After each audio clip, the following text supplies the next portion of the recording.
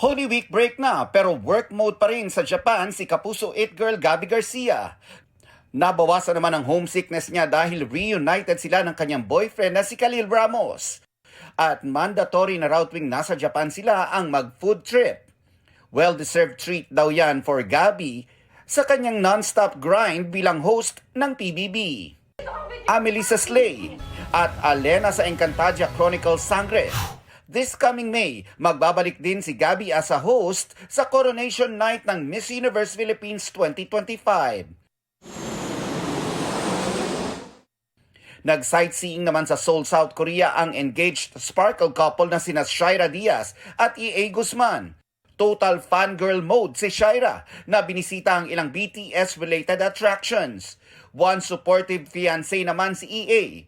Ang couple, umaura pa ala K-drama actors sa ilan nilang pictures.